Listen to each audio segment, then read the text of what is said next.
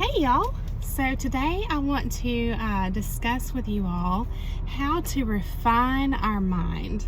And I'm going to be pulling some elements from yesterday's video, but I feel like still sufficient information and things for us to think about that it deserves its own separate video. So have you ever heard of the term monkey mind?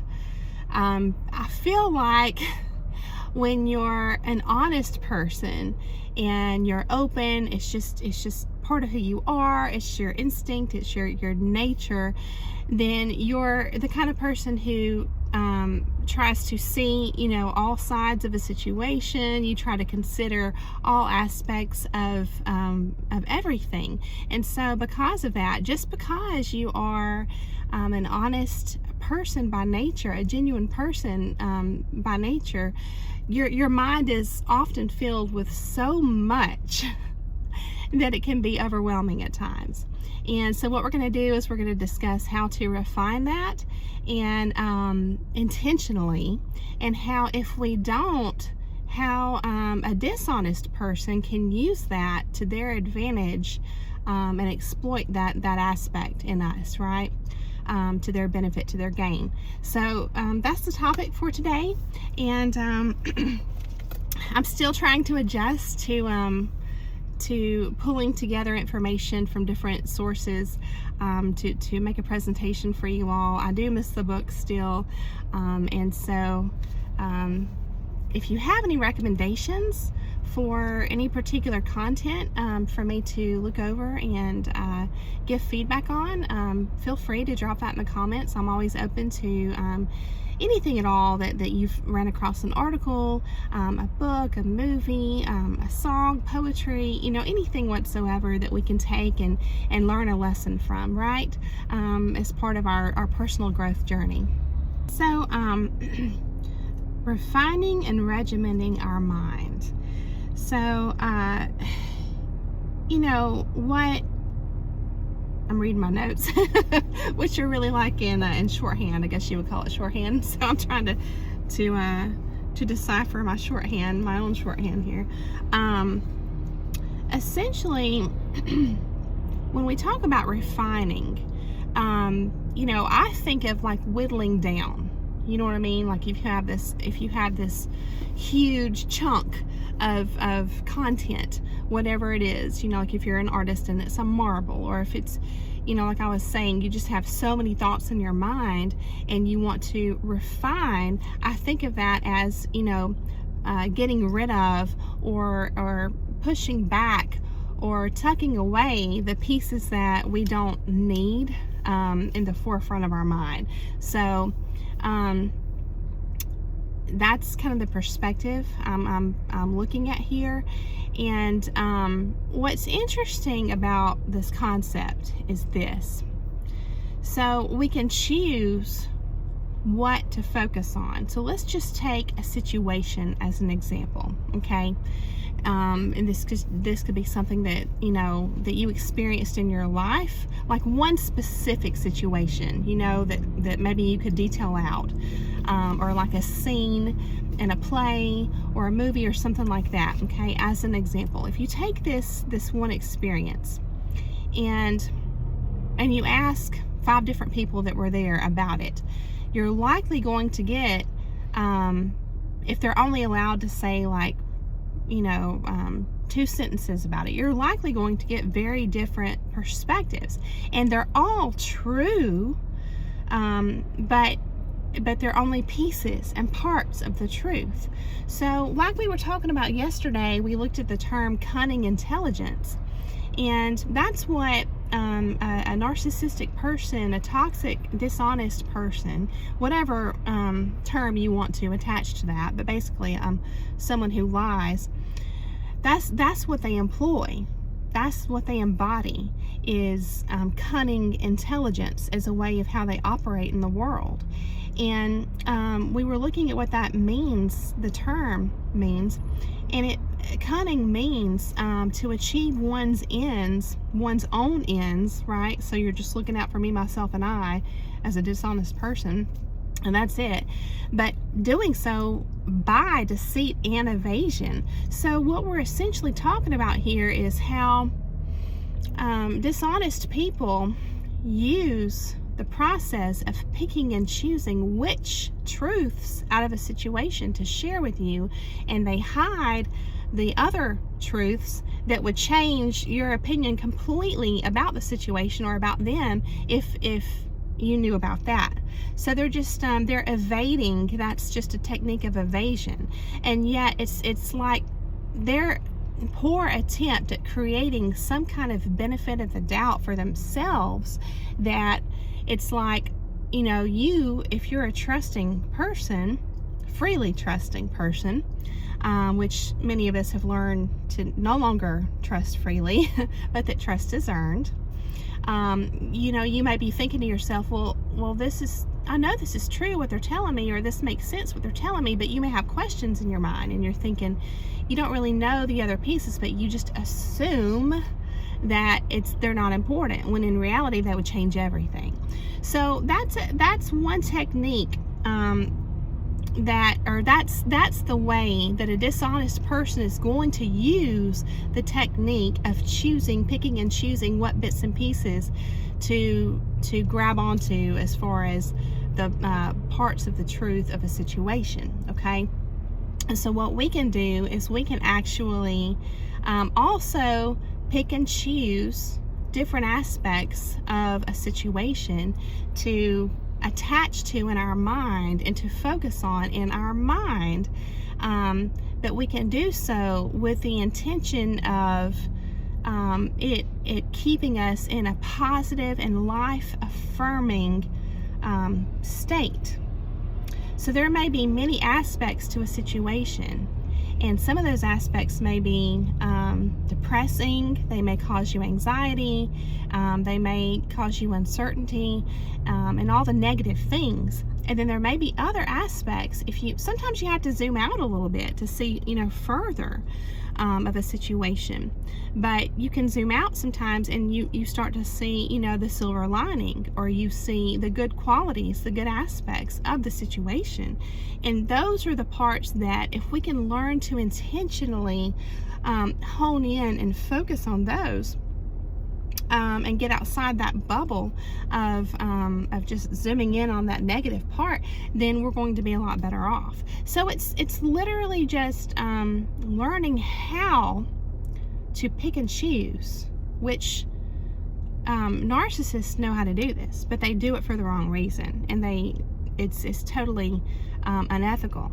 But we're going to learn how to kind of do the same thing, but differently and ethically, and for a good outcome for ourselves and for others. So it's just all about sort of like becoming a mental ninja or a sage over your own mind. Okay, it's like we need to adapt to intentional changes so that we aren't unintentionally vulnerable. So by doing this regimenting that I'm talking about, it's actually going to create a layer of protection for us, a shield of sorts for us, from being vulnerable to exploitation. And I'm going to explain this in just a second. So let me take a look at my notes here. So yeah, I feel like honest people think, it's our tendency when you're an honest person, it's your tendency to think in terms of wholeness. It's like you don't want to leave any point out of a concept, whether you're sharing something with someone, and a lot of times you find yourself sharing, as an honest person, like way more detail than you need to. And so you can also do that within your own mind. You can just have so much in your mind that you don't want to exclude anything, because you view everything as all part of this truth in whatever situation or concept, whatever it is you're thinking about. You're thinking in terms of wholeness, right? And so the problem with that is it can be mentally exhausting. It can cause frustration, And then that in itself, because you're willing to encompass and hold so much in your mind as the whole truth, that in itself is what makes us vulnerable to a person who is only sharing bits and pieces, because we're thinking, well, there's all this over here too that might explain that. You see what I'm saying? And so it just creates an avenue for us to just fluidly, naturally, without hesitation, give people the benefit of the doubt, because we can see the whole picture in our minds. But and so we think that we can see all possibilities when there may be others that we don't see. You see what I'm saying? So I'm trying to get this out. It's like we're wrestling with a billion different possibilities in our mind, trying to encompass, wholeness over a thought, and we're actually blinded in that manner because we think that we can see all perspectives or all angles when we can't. But that just gives us this false sense of security, when in reality we're blind to what this person is keeping in the dark, what they're evading by not sharing with us. So it may seem ideal to try and keep all of this in your mind in the forefront, but it's really like a delicate type of thing where you're trying to hold all this, and it's like a bubble that's going to pop at any moment. And then when that happens, when you just reach that point of mental exhaustion or overwhelm and the bubble pops, then you can kind of like metaphorically throw your hands in the air and be like, I don't know. And that is what a deceitful, narcissistic kind of person wants you to do, so that they can swoop in and say, I got this, or let me just explain. Okay? And so that right there is proof why they also intentionally create chaos in your mind. They want you to be living this way with so much in your mind, because it is chaotic, and they know that at some point you're going to reach that point of giving up mentally, so that they can interject their lie as a solution or as an explanation or whatever, when in reality it's a lie. So I hope this is making sense. It's still kind of baking for me, but I felt clear enough about it to go ahead and share with you all. So we want to have and utilize the function of choice, okay, to regiment our mind in this manner, okay, not to exploit or deceive or to manipulate like a dishonest and selfish person does, but for the purpose of fully developing that gatekeeper role, okay, the one who's in charge, supposed to be, who says, we're not going to think about that. We're only going to pick the most important things. And we also need to sometimes unlearn the instinct of automatically focusing on the negative things as a means of like a survival tactic, a survival instinct. We need to kind of unlearn that and then retrain our mind to focus on truths, but the positive truths that are life affirming and life giving, because that's what we're instructed to do in the Bible, as an example, right? I don't think we really realize the impact that words have on us. Words that we speak, words that others speak, that we hear, that we read, thoughts, all of this impacts us greatly. And so we want to regiment ourselves in that way and develop that gatekeeper role to intentionally focus on the good things. Be aware of all of it, but focus on the good. So we want to be able to see the whole picture, okay? And we want to note the negative for protection purposes, but we want to focus on the positive. So we're not lying to ourselves in this manner. We're not gaslighting ourselves. We're looking at things from a both-and lens and choosing the life-giving lens. And essentially, we are refining our attention in our mind, what we give attention to. It's that whole what you give attention to grows concept, and there's like probably, you know, a plethora of videos on YouTube about that. How where your mind goes, life flows, or whatever it's called, energy flows. So yeah, it's kind of like no wonder we feel so stressed out or depressed or anxious if we're constantly dwelling on the negative. So there's so many reasons for protection, for keeping our peace, for the purposes of ensuring that any kind of unconscious behaviors that may be coming from us are to our benefit, to create a reality that is beneficial to us and good and healthy versus toxic. There's so many reasons to truly learn how to regiment our mind, but we are refining our attention. So let's take a look at a couple of terms here. So I like to view this as just going in our life every day from a life affirming stance versus a life depleting stance, and you can also associate these terms with that. On the life depleting side, you have cunning intelligence. So when you're on the receiving end of someone who's exploiting your trust and so many things about you, then that is life depleting. It's like they're just, you know, robbing you of that life force. And so cunning, again, means having or showing skill in achieving one's own ends by deceit or evasion, and that would be life depleting as the result. Now, life affirming is what we're going to be cultivating through refining our thoughts and our attention to which thoughts, okay? And the term associated with that, that's also a way to be intelligent, is to be astute, which means having or showing an ability to accurately assess. So there you have discernment right there, okay? An ability to accurately assess situations or people and turn this to one's advantage. Now, this could be seen as exploitation, but if you look into the term further, I don't believe it's meant to be that, to be representative of that, like cunning is. Cunning is specifically related to deceit and evasion. To be astute is really to be mentally sharp, and it's I view this as like someone who is astute in business.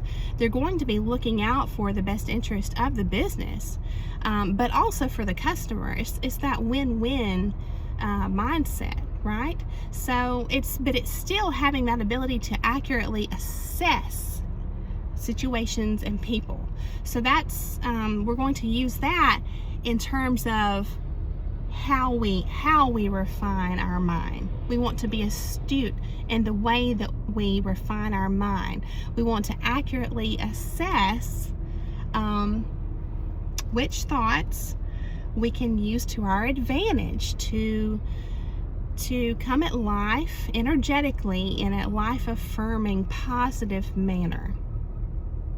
Does that make sense? So these are all these terms, these perspectives, these lenses, all of this is in the spirit of refining our mind, refining that gatekeeper role, and just regimenting it in such a way that we can still see the whole, but we are in charge of it, all the bits and pieces that are floating around. Number one, our mind will no longer be chaotic. It's going to be mentally sharp, so that we're not going to be vulnerable to someone who's trying to induce this chaotic state in our mind and then take advantage of us. Okay, that's first. And secondly, it's going to help us to keep a positive mindset, because we're intentionally wanting to do so by choosing those points to focus on in our mind. So it's going to bring us peace. It's going to reduce anxiety and depression, because we are working at this, developing that gatekeeper role. So I hope this has given you a lot to think about today. And I really enjoyed looking into all this for myself and for you all as well. And I just hope that you got something good out of it. And I hope you have a beautiful day. And I will see you again very soon.